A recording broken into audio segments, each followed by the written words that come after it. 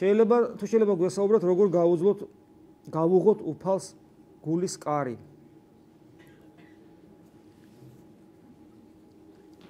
საერთოდ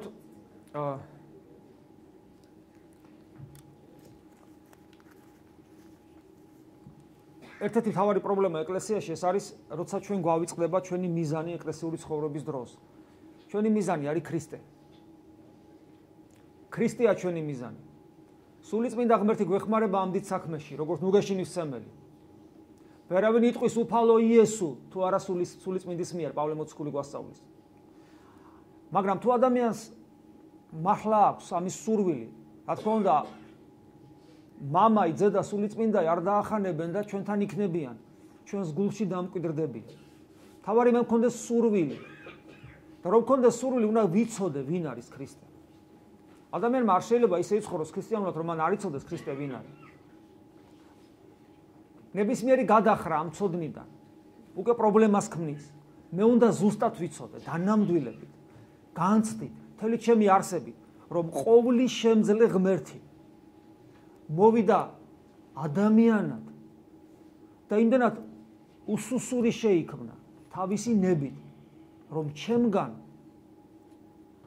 მოიკლა, იტანჯა, აფურთხეს, ხელი დაარტყეს, დასცინეს და როგორც წეგანაც გითხარით, მიატოვეს და მოციქულმა კიდე არ ვიცნობ, მაგაცო, აი ამ მდგომარეობაში მოვიდა.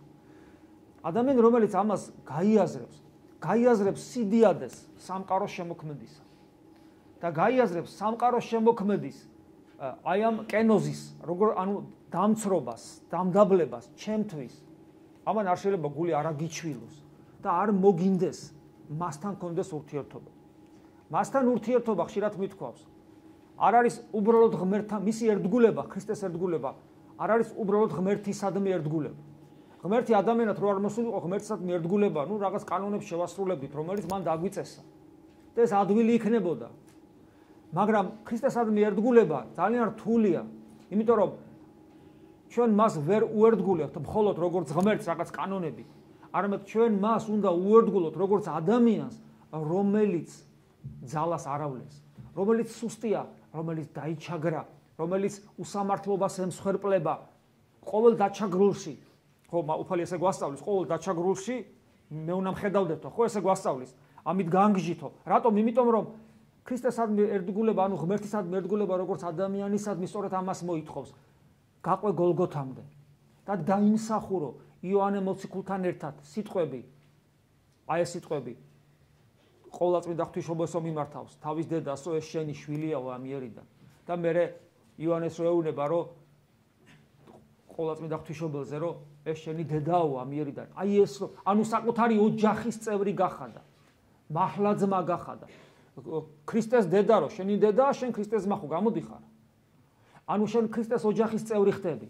მაგრამ ეს რომ დაიმსახურო, გოლგოთამდე უნდა უერთგულო იოანესავით.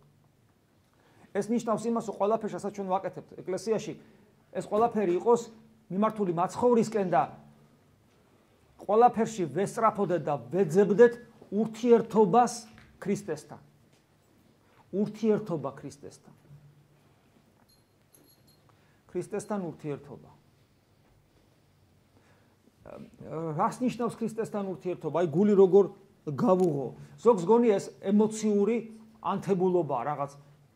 კი, არის ცრემლიც, გულის აჩვილებაც, სიხარულიც, მადლიერებაც, სიმშვიდეც, ბედნიერების განცდაც, საკუთარი ცოდვების დანახვაც, კრძალვაც, ბრძოლის უნარიც, რო ერთგულ ეს ყველაფერი საოცარია და სიკეთეა.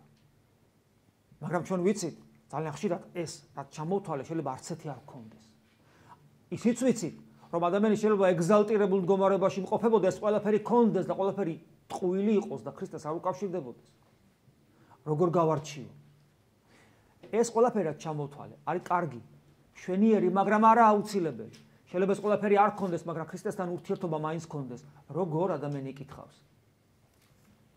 როგორ და მზად ვიყო ყოველთვის მას უერთგულო. როგორც არ უნდა გაციებული მქონდეს გული, მაინც მას უერთგულო. მაინც მასზე ვფიქრობდე. ჩემთვის აი აპრიორია რა დამთავრდა აქ ეს კრიტიკას, ეს გადასინჯვას, ეს რევიზიას არ ექვემდებარება. მე ქრისტეს ერთგული ვარ. დამთავრდა, ამას არაფერი არ ეხება. მე ძალიან მძიმე სიტუაციებში მოხვდები, მაგრამ მე უფალს არასოდეს არ უღალატებ. სად ვიქნები მისთვის მოვკვდე. მე მუდამ ჩემი გონების თვალი მისკენ არის. თუნდაც გულს ამის შეგრძნება არ გქონდეს. აი ეს განცდა, აი ეს დამოკიდებულება ნიშნავს იმას, რომ ქრისტესთან ურთიერთობა არ წყდება. და როცა ადამიანი ესე იქცევა, ყოველთვის გაგითმობს უფალი გულს და ყოველთვის გაგრძნობილებს, რომ ის შენთან არის.